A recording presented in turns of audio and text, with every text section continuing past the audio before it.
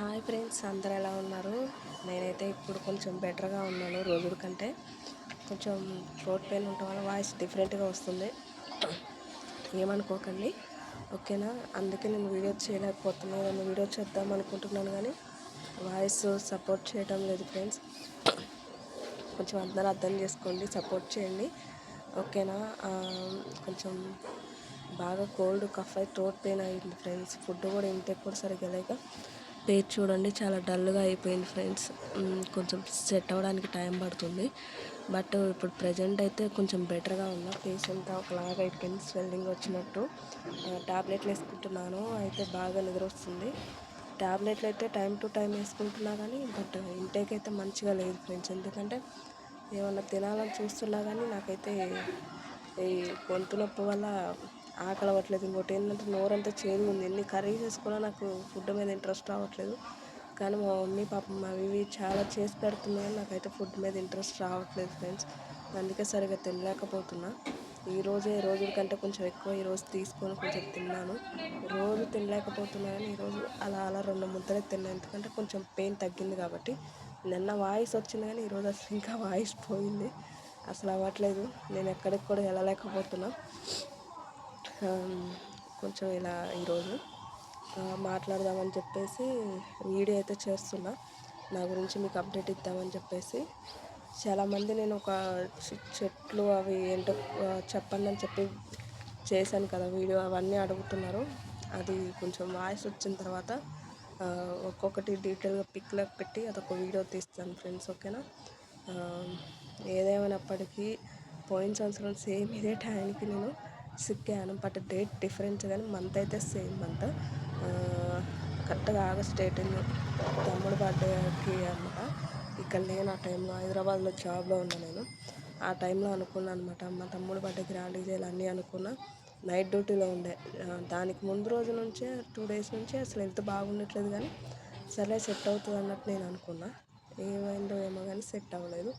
అట్లా 3-4 డేస్ కంటిన్యూగా ఫీవర్ ఉండేసరికి పాపం అదరబదరగా మా మమ్మీ నా కోసం ఇప్పుడు హైదరాబాద్ వచ్చారు. వచ్చి పాపం అన్నీ చూసుకున్నారు. సేమ్ సిచ్యువేషన్, సేమ్ అప్పుడు కూడా వాయిస్, థ్రోట్ పెయిన్, ఇంకా ఫీవరు. ఇప్పుడు ఫీవర్ ఒక్కటే లేదు, మేబీ టాబ్లెట్లు వేసుకుంటున్నా కదా, కోల్డ్ టాబ్లెట్లోనే అన్ని పారాసెటమాల్ అన్నీ కలిసి టాబ్లెట్ వేసుకుంటున్నా. మేబీ అందుకే ఫీవర్ ఏమైనా రాలేదేమో కానీ నోరైతే చేదుగా అయింది. బాగా లెగ్ పెయిన్స్, కాళ్ళు లాగటం చాలా ఫేస్ చేశా. కాకపోతే అప్పుడైతే 103, 104 ఫీవర్ ఉండే. అసలు చాలా తగ్గిపోయాను. నన్ను చూస్తే మా ఫాదర్కి ఏడుపు వచ్చింది, అంత డల్ అయిపోయానని చెప్పేసి. నా కోసం వచ్చే మా ఫాదర్ 3-4 డేస్ ఉన్నప్పుడు ఆయన రోజు నన్ను డ్యూటీకి తీసుకెళ్ళేవాళ్ళు, తీసుకొచ్చేవాళ్ళు.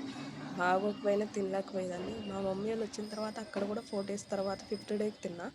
అంతకుముందైతే ఏం తినలేకపోయా. బాగా పెయిన్ అయితే కొంచెం లైట్గా వాటర్ తాగుతాం. హాఫ్ ఇడ్లీ కూడా తినలేక తినేదాన్ని. ఇంటేక్ కూడా మంచిగా తీసుకునేదాన్ని కాదు. కాకపోతే తమ్ముడు పాపం కొంచెం చూసుకుంటుండే కానీ వాడికి కూడా ఏం తెలియదు కదా ఏం పెట్టాలి ఏం చేయాలో. కోల్డ్ ఉన్నాయి జ్యూసులు తాగడం అంటే, తిందామంటే థ్రోట్ పెయిన్, అట్లా చాలా ఫేస్ చేశాను. కానీ ఇప్పుడు మెయిన్ హ్యాపీనెస్ విషయం ఏంటంటే, నా విషయంలో అప్పుడు నాకు సపోర్ట్గా నా పేరెంట్స్ రావడానికి కొంచెం టైం పట్టింది.